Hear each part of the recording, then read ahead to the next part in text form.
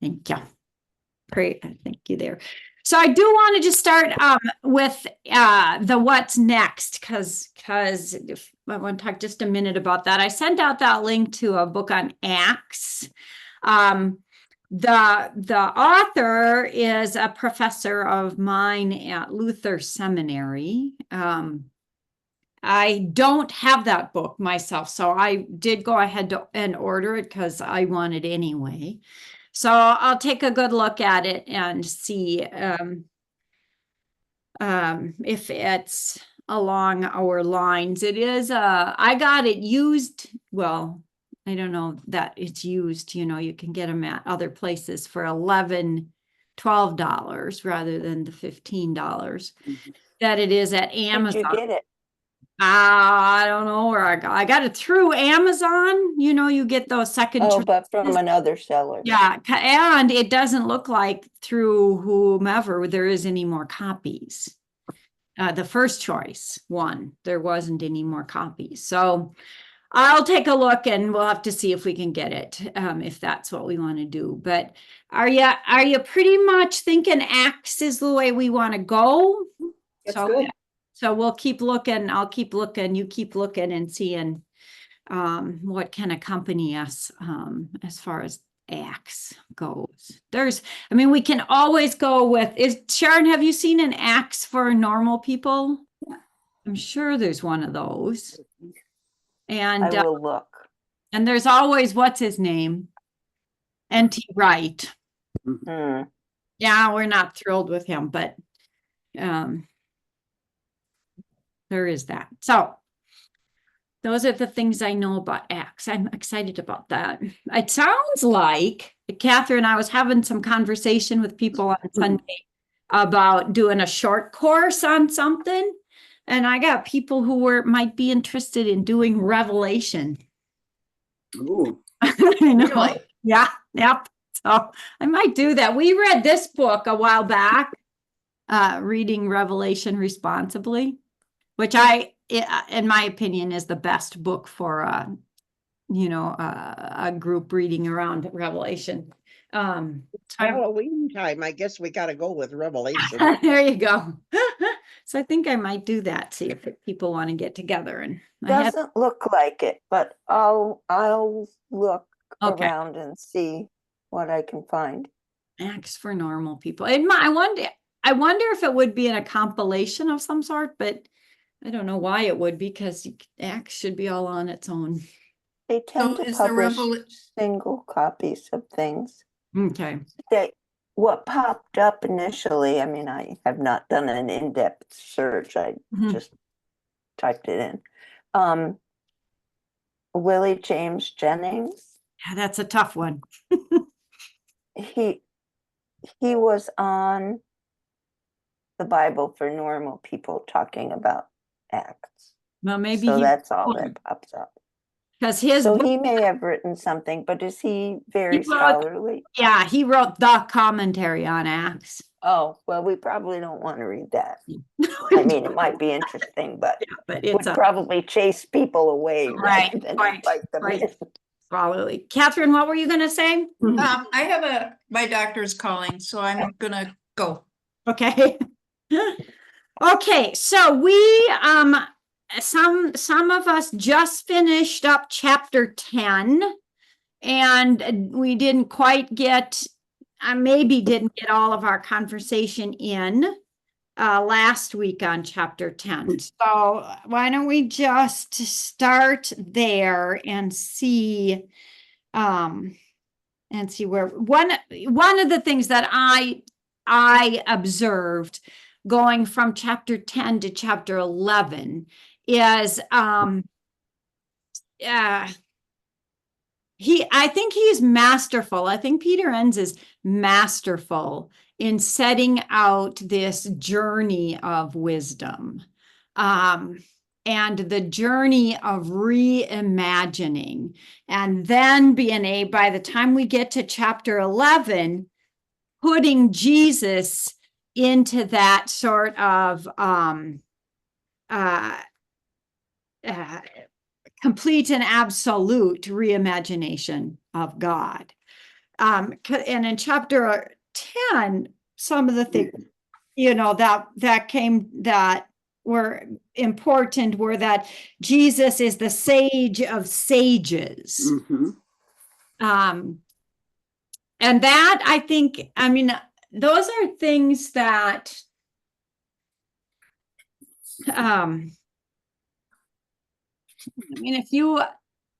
when you talk to people about who Jesus is, and they're uncomfortable with talking about Jesus that when they're uncomfortable talking about incarnation, God in our midst, many are not uncomfortable talking about Jesus as sage of sages.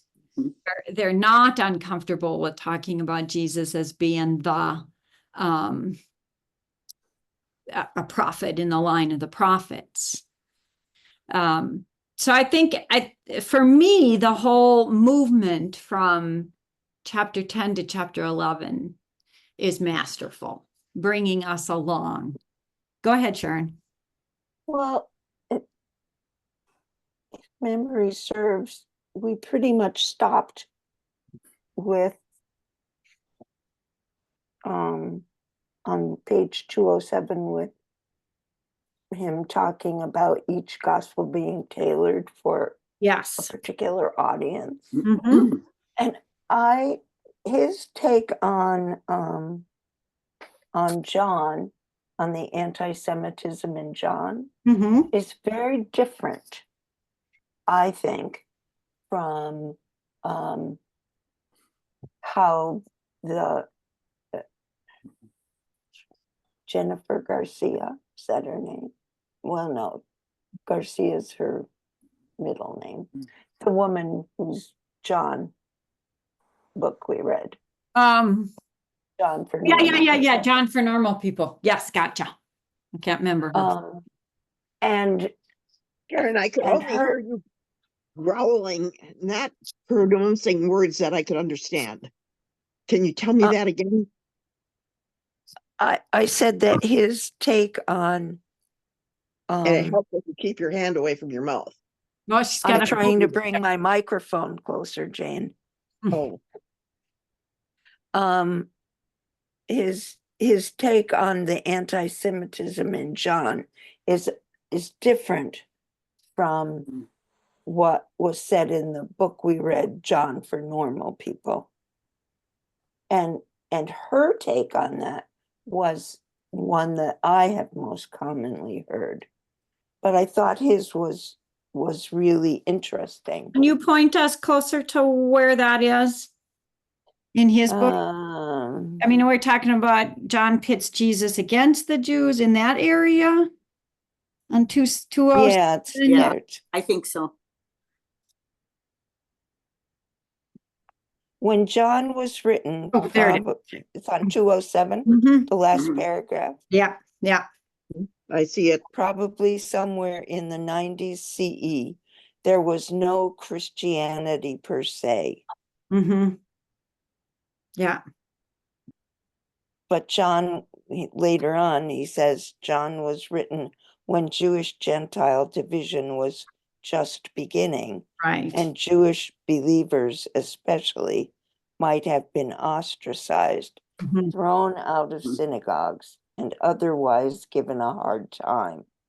Yeah. John's so-called anti-Jewish rhetoric was a commentary on his day. And that's And that's what we were talking about last week, like shunning. Yes, like shunning. And that is the thesis of my professor who wrote the commentary on John. I don't have that with me. That whole line of thinking that to follow Jesus was to be shunned, was to be thrown out of the synagogue. So, I mean, the two explanations actually mesh together, because it would be the hierarchy that's doing the throwing out. Mm-hmm. But all of those who participated in that also get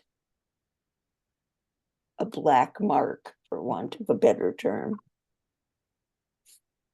for doing that, because it doing- was For doing the throw-in? for going along with it, Going you along. know, Yes, for keep, yeah, yeah.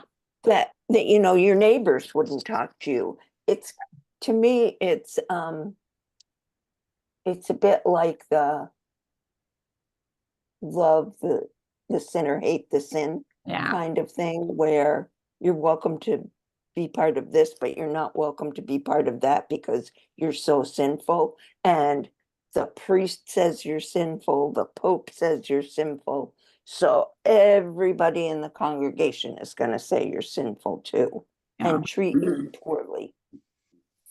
So, yeah. I mean, and another way I think to think about it too is, and he does, I think he talks about this a little bit, is that this in John specifically is an inter,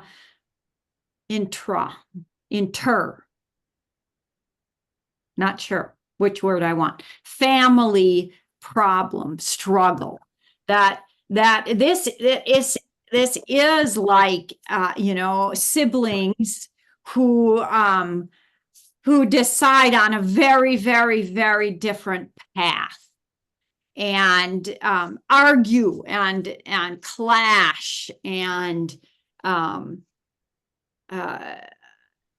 call each other names.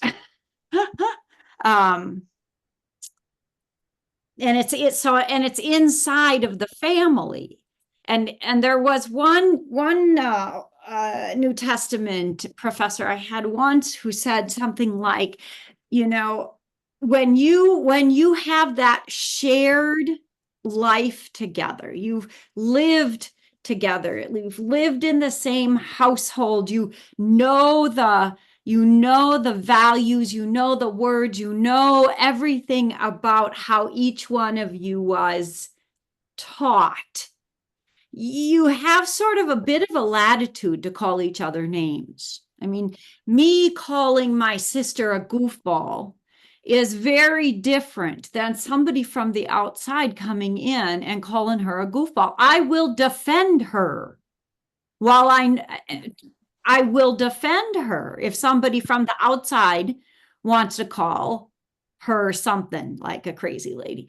But I have a little bit more latitude within the family to do that. So, you know, that I think is what, as time went on, we forget that this was inside the family, inside the Jewish family. And the people from the outside can't call them names. yeah. Well, it's like, I can tell Jewish mother jokes because I had one. Yes. Yeah. Yeah. But it would be a little offensive if you did. I mean, that's exactly I think exactly the point. And I think that's what we forget about when we're talking about what is anti-Semitism. I mean, it is never right to kill people because of what they believe. I think well, not all of us, but most of us can agree on that. But sometimes, and me calling Jewish people names is anti-Semitism inside of the But family. you should have heard my mother. Which is not, right? Right. And we Yeah. don't have, I don't know that we have the nuance to really be able to do that. And so we get ourselves into some kind of trouble because I think we presume knowledge and intimacy that we don't have. Right. We take liberties. Exactly. Yeah. Yeah. Yeah. And I think that's what we have in John. So we do have to watch our language. I think we do have to define our terms. I think it is imperative for us when we're reading scripture from John, most especially to I think, now I can be wrong, you can call me wrong here, to interpret as we read. So as the person who reads out loud John in the congregation, I do think it is imperative to define the Jews as I'm reading it.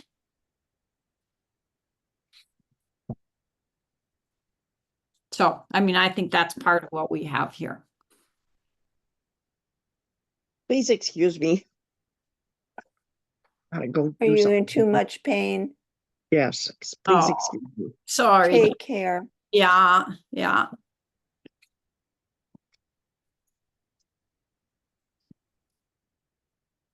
So, Sad. She was in church a couple of Sundays. She's been Yes, driving. ugh, that's too bad. Yeah. Okay.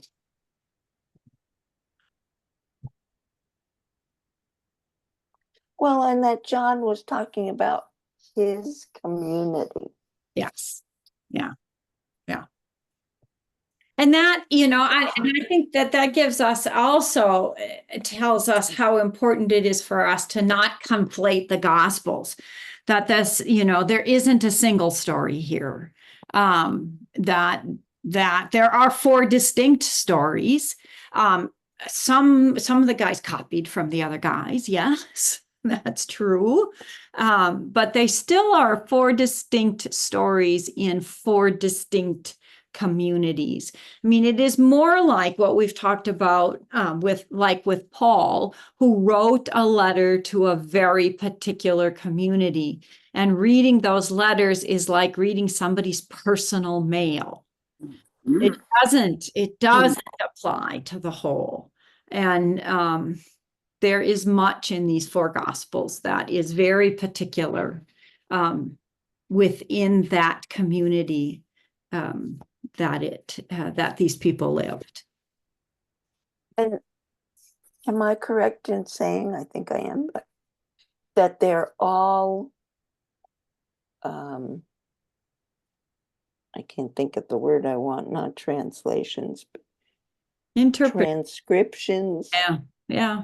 of oral stories, all of them getting further and further away from the event or events, and none of them having been there. Right. Yeah. The possibility of Paul having met Jesus is possible. But he never talks like he did. He never does. I mean, maybe I should even say that the possibility of Paul being in a crowd at some point in time when Jesus was present is there. In his days of persecution. Yes. Yeah. That's that. Yeah. And he's the earliest one. We always have to remember Paul's the earliest one of the bunch. Yeah. So I think it ends in his thesis here about reimagining God. I think we can talk about that in some of the ways we have talked about. And what Sharon, you just brought up is that every story is told from the storyteller's viewpoint, bias, all of those, agenda. When we tell stories, we always inject our own bias into that. So are we telling this story to get a laugh? Are we telling this story to impart information? Are we telling this story to convince somebody of our own position? Are we telling this story to entertain? Whatever it is present in the storytelling. And so that's why we have stories that change over time. And I think that goes to Peter N's point that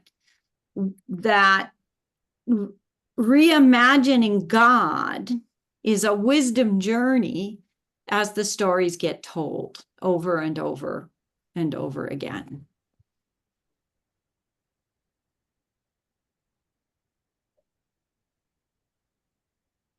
I'm not even so sure that the differences are to correct to sort of correct things that are wrong. I think they're much more reinterpretations, new information, a different agenda, something that has come to light, a reimagining and reinterpretation of God in the life of God's people. Whatever's Well, happening You know, in their community. Yeah, go ahead, Catherine. he writes that, our sacred responsibility is to Mhm. discern the moment. Our sacred responsibility of discerning the moment and perceiving how God is present here and now. And that's the life of wisdom. Isn't that powerful? Yeah, yeah. But we do that all the time. How is God, in a personal sense, how is God present here today with me? Right. How can I find God in this problem that I'm having or this joy? Mhm. How is God here? So, Catherine, I think what you've just done is that you bridged the gap between sort of the immanent God, that God who is in fact right here with us, teaching us, guiding us, showing us wisdom, and the God that is the creator of all that is seen and unseen. I mean, we struggle all the time with that sort of transcendence and immanence. And I mean, I think that's the burning question at every turn is, okay, then what's God doing with me right here and right now? Where do I see God in this time and in this place? And what does that have to do with any one of our personal missions of possibly bringing God's love into all places and all in all situations in our lives? Go ahead, Jane. Is this not the Holy Spirit speaking to us? The Holy Spirit who dwells in us. That's the promise. Yeah. It's sometimes those moments where it's very clear, I didn't come up with this. Yeah. And it is a moment. Yeah. Or what am I to do with this? Mm-hmm. I mean, and aren't those all prayers? Mm. What am I to do with this? I mean, that's as much a prayer as any long-winded diatribe on this, that, or the other thing. Yeah. I think one of the problems is his use of the word wisdom. How is that? Okay, say more. Well, I've never endeavored to live a life of wisdom. I mean, that just seems way too much. Yeah. And I keep having to go back to page 11, where he talks about what wisdom is. Yeah. Because I can never remember what wisdom is supposed to be. He talks about it again in this chapter, but here it just seems to be discerning the moment and perceiving how God is present here and now. That is the life of wisdom. But wisdom seems to be more than that in a general sense. I'm not wise, it's just more muddled through in a responsible way.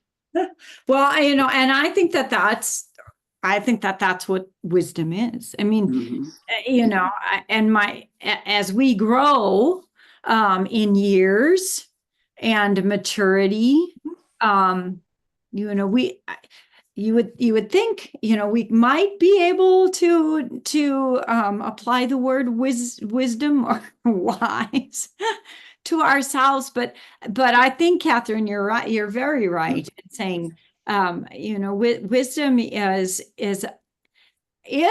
things like not responding to the old thing in the same old way, right? Wisdom is responding to the old thing in a new and imaginative way. I mean, so that's, I think, how he's using that in here, that wisdom is responding to this story of God, the creator of all that is seen and unseen, God who promised to be with the people and for some reason abandoned the people, or at least it felt like God abandoned the people. So wisdom is responding to that story in new and imaginative ways. And just think, if, I mean, just that statement I just made, I mean, just think if you were a person whose religiosity was based on a certainty that God acts only in these ways, and therefore we should act only in these ways. I mean, that would completely throw you off center, right? To think that we can respond in new and imaginative ways as we experience and understand God in the dailiness of our lives.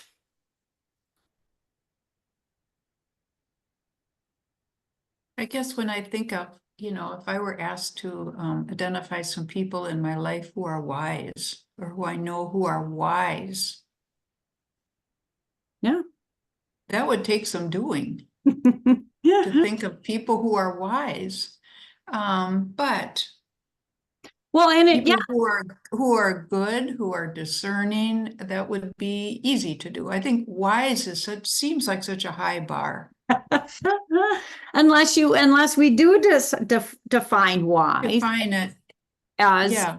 as responding to the stuff life throws at us in imaginative ways, and other things, life-giving, loving, all of those, I think, that ways.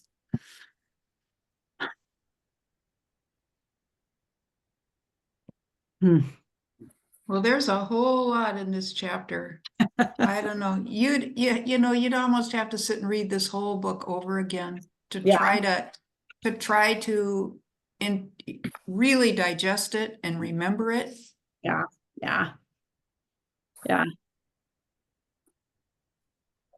But the thing about, I think the thing I really appreciate about his writing is that it's going somewhere. I mean, he's always given us the telos, maybe. He's always showing us toward where he's going here.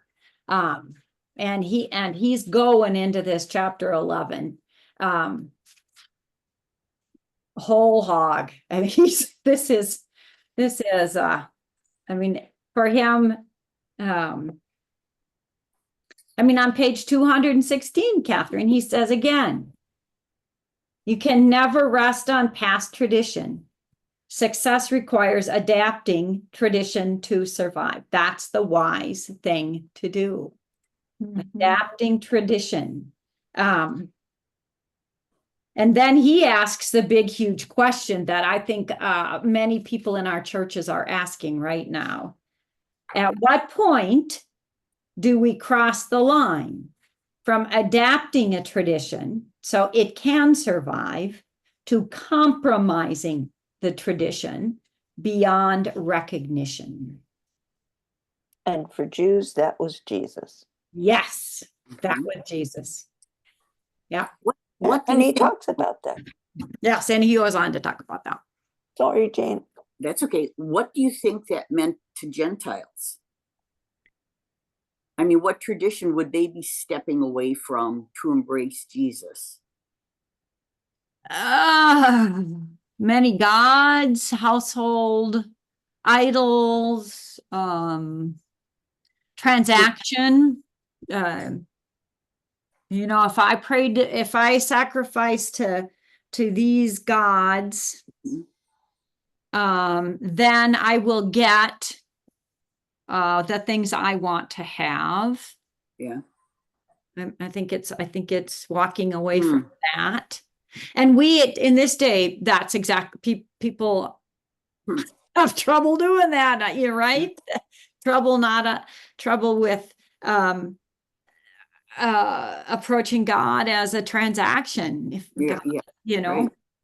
Kind of Well, that's the whole foxhole prosperity wonders. gospel. yeah. And we were asked to walk away from that way back then. That's not the way this God works. It is not about getting what you want.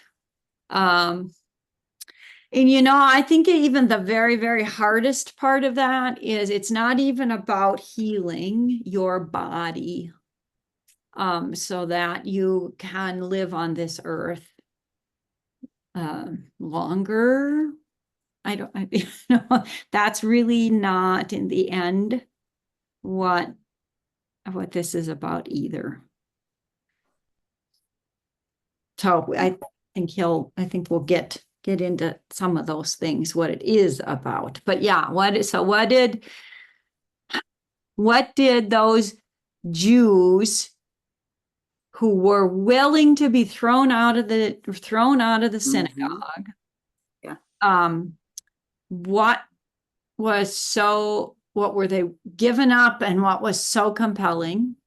And Gentiles, as you asked, Jane, what about this the way of Jesus, this Jesus movement is so compelling that as a Gentile, I'm willing to throw my lot in. So, yeah. And on he goes with that. He sets up his arguments I think he sets up his arguments so well. So on page 219, so now we're into Paul reimagining the God of Moses. Oh my God. Paul, how could you do such a thing? And as an aside, I underlined and starred so much in this, but in my ear, the entire time I'm reading this, it's, oh, that's what this Israeli dispute is about. Is it not? I mean, could you hear that in this chapter? Oh, That's what I could hear in this chapter.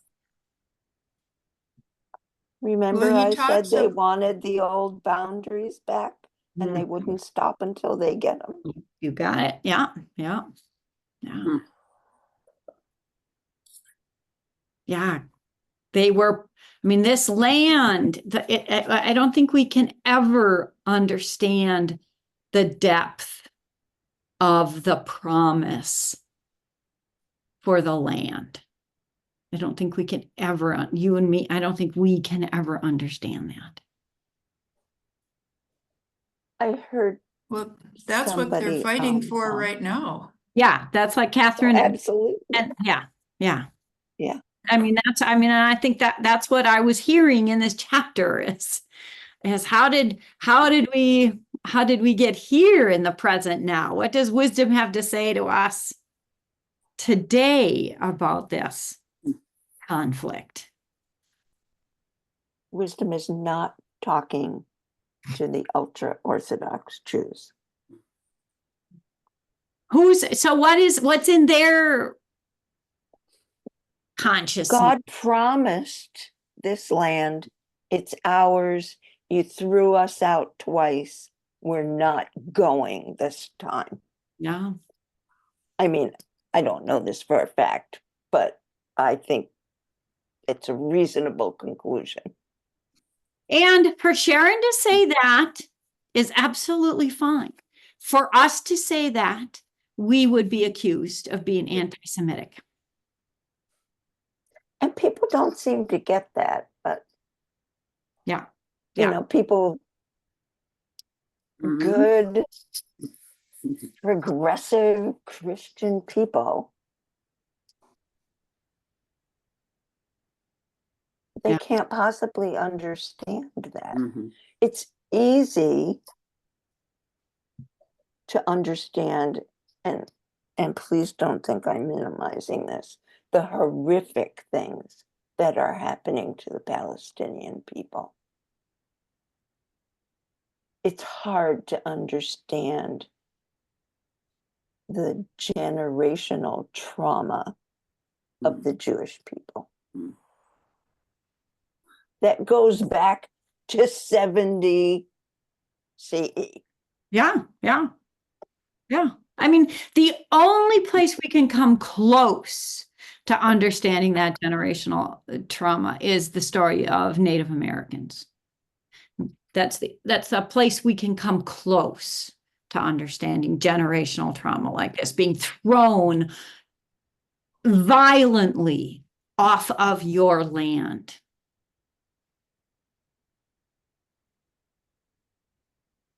And being made to suffer horrific disease at the hands of the occupiers. And not to minimize what happened to Native Americans, because I guess we just keep doing these awful things. But for Jews, I wasn't kidding about starting with 70 CE. Any place they would attempt to make a home, they got thrown out. So for secular Jews or Jews who aren't looking at the map and saying, oh, we need it all back because that's what God promised us. It's a place where they don't have to worry about, or they thought once they had a state of Israel, a Jewish state of Israel, and they don't make any bones about that. I mean, many of them are progressive and don't want to throw the Palestinians out, but it's a place where Jews don't have to be worried anymore that they're going to get thrown out of there, they're going to get murdered, they're going to get thrown into ovens and gassed to death. And Survival. right, exactly. And it's been going on for so long. I mean, Jane and I had a conversation once about the thing that said every Passover next year in Jerusalem. And I had wondered how old that saying is, that prayer. It's from the Middle Ages. Mm. Well, what was happening in the Middle Ages? The Inquisition. Mm. If all that happened to you was that you were thrown out of someplace, you were lucky. Yeah. So it's not a simple problem at all. Not at all. And it's heartbreaking to me.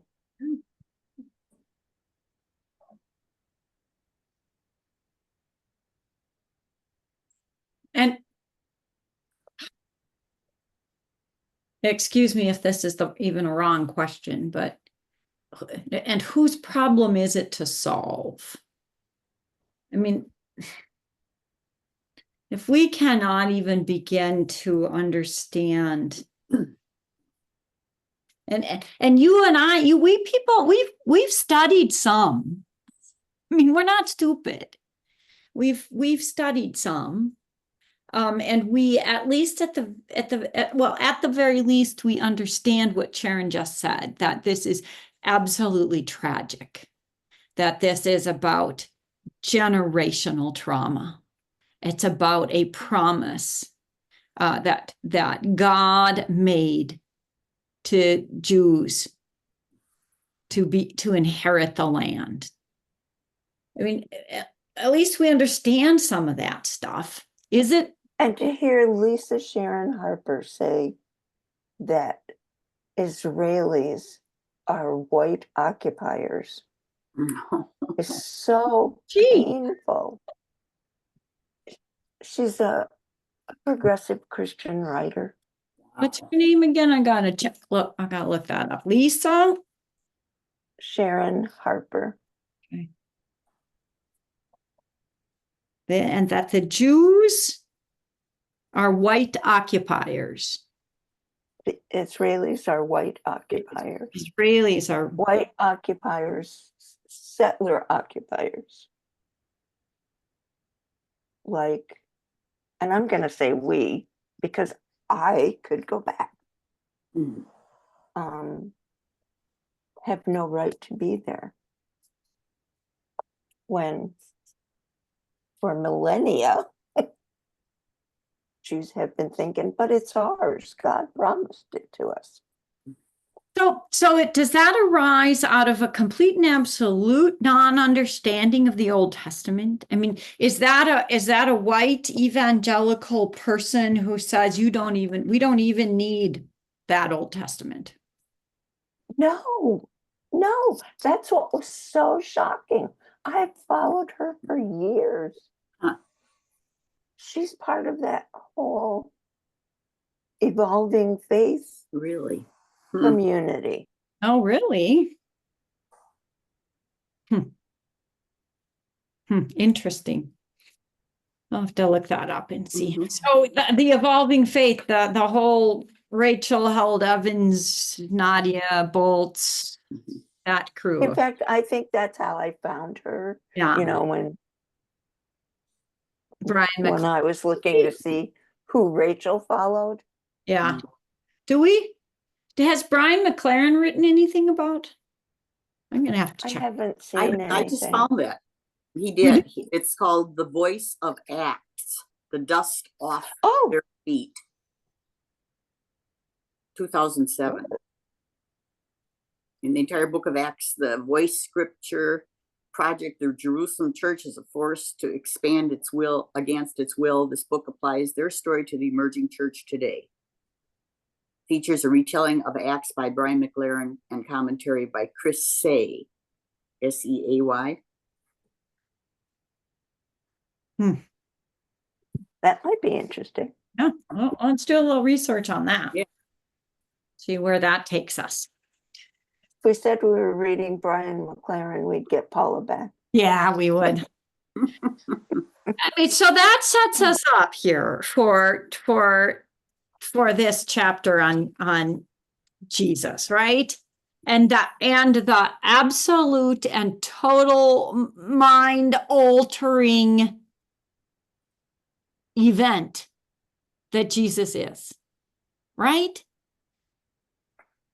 I mean, I think this helps us this much to be able to understand with our heads and maybe even with our hearts the complete and absolute. I mean, this is, you know me, I love reading science fiction. I love reading about the world building of a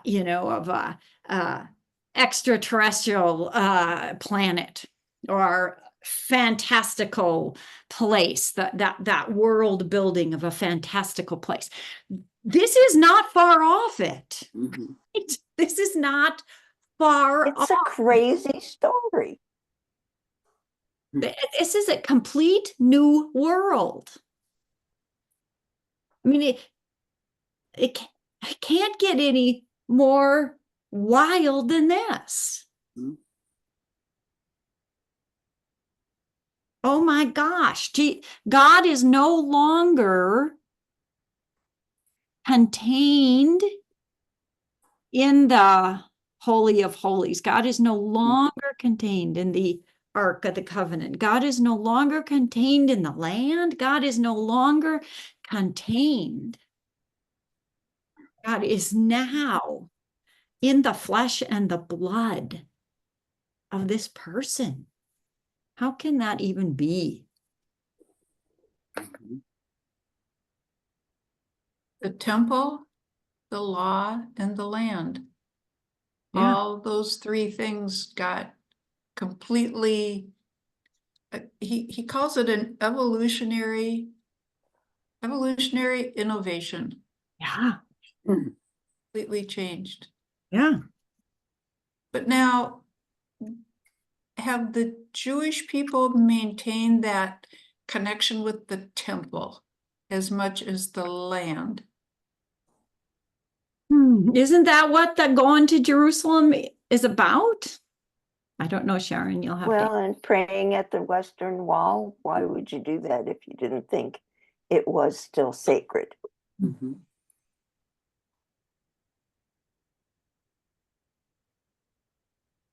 And the law, you study the law, the Pentateuch, Oh, the yeah. Torah? Yeah.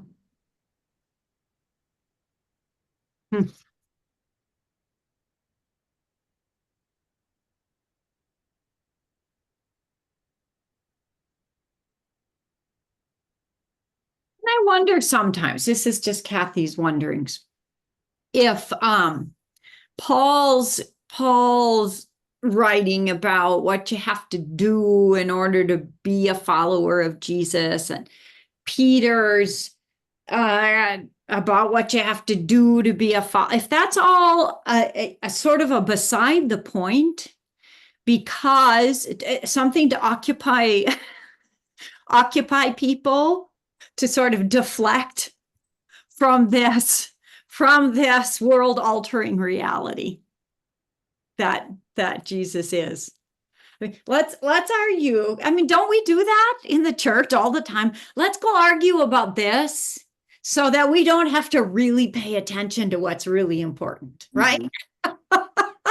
Let's Yeah, how we arrange the pews is Right. way more important than Yeah. how we interact Mhm. with our neighbor once we walk out the door. Yeah, I mean, I sometimes I wonder about that. It could be just goofiness on my part, but I think that Peter and Paul spend so much time talking about who's in and who's out and why and what they have to do to follow Jesus. And yeah, some days I think that's just all deflection because it is so hard to do what Jesus asks us to do. Well, I love that. I love that phrase. Paul's thinking is complicated, and what he says about the law predictably fills floors of libraries. That's great. Yeah, And it does. it does. You should go into those Luther seminary stacks. I mean, you can get such exercise. Steps upon steps upon down. Oh my gosh, you could, yeah, do all your workout just in the stacks. And that's not a big library compared to others. But you know, those Lutherans, they love their Paul. Oh my. I Yeah. mean, I feel like Episcopalians like Paul, but don't really obsess about it. No, I think that's right. Yeah. Yeah. And I think, Just- go ahead. Oh, no, Episcopalians spend a lot of time discerning, There you go. constantly having to discern this or that. Yeah. Well, that's because we live Lets you avoid actually doing so. doing, right. It's because we live in our heads a lot. Still discerning. But Jane's a good Lutheran, but she likes being an Episcopalian at the same time. I'm hyphenated Lutheran. But you know who's funny is Ann Wonke, because she's the same. She's an Pisco Lutheran. And she sometimes when you hear her talk about the people who, let's see, what are the words that for them I can't come up with the word I want, but rather than the whole of the New Testament being authoritative, she talks about this, groups of Lutherans who look toward Paul as the authoritative figure. So the question is, do you worship Paul or do you worship Jesus? Is sort of an active question. And that's a very Lutheran question. Mhm. It's really not an Episcopal question. Mhm. Well, and St. Mark's is Missouri Synod, right? Yeah, St. It Mark's, is. Missouri Synod. And it seems to me that that question would be more Missouri Synod and Wisconsin Synod Mhm. than ELCA. Yeah, probably. Yeah. Nadia Volz-Weber says she is theologically Lutheran and liturgically Episcopalian. That makes sense. Yeah. Yeah. You can hear the, I mean, as I've said, I went to seminary with my Lutheran classmates and I got my doctorate at a Lutheran seminary. I can hold my own with in a Lutheran conversation, but you can hear it. I mean, it's so funny to sit there. Oh yeah, I know what's happening here. And I just kind of sit to the side because it's like, doesn't really matter to me. Right. End of the thing. Yeah, doesn't so much law and gospel conversation. It's like, hey, you know what, people, let go of it. Okay. Lot, so much in this. Can we just say we'll do chapter 11 for next week? Yeah, I think we do. Especially since so Yeah. many of us weren't here. Yeah, I think we can, because there's just so much in here. Yeah, I don't want to miss that. I said the chapter 10 might have been the programmatic turning point of the book, but it might be chapter 11. Well, and after chapter 11, he goes on to death and resurrection. That should be a good one. And if anybody wonders why he spent so much time talking about the New York Yankees, if you read his book Curveball, which is about his own coming to faith, he was going to be a professional baseball player, Did not know. major league. That was his goal. And he was on his way to this dream and he injured himself. I can't remember if it was his shoulder or his elbow. And he couldn't play anymore. No. At least not professional. Oh, there's a story there. Yeah. Well, we did bits and pieces of it. Yeah. It's a good book. I recommend it. What is it I called? like his writing. Mhm. Curveball. Okay, so we have 2 chapters. Well, so then there's chapter 12, Dying and Rising for others.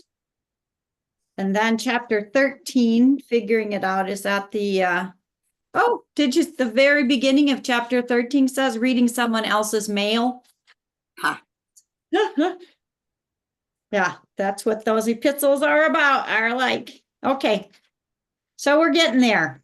We got a couple more weeks to figure things out and figure out the next thing. We have some good ideas to look into. Okay. I like that. So what are you doing next? I won't be here next week. What is chapter 11 again? Yeah. Oh, what is next week? I was gonna say Friday. Yeah, it is Friday. So it's because I'm going to be in North Carolina Friday after that. Okay. So, Tennessee, I thought you said. yeah, I'm not sure. I'm flying into Asheville and then we're driving to Cashiers. Is that Tennessee? It might be Tennessee. I don't know. I'm relying on my friends. You're just Is along this for the your ride. seminary get together? Yes, it is. Kathy, bring your hiking shoes and your swimming suit, and we're going. Okay, fine. That's what I'll bring. Okay, so we'll meet without Catherine next Friday, and we'll keep going on chapter 11. If you have more thoughts, you can always just email them, Catherine, because you have such good thoughts. Do So that. then, and then we'll go from there. Mhm. Sounds good. Okay, love to see you all. You can stop recording. Thank you. Bye-bye. Bye-bye. Bye.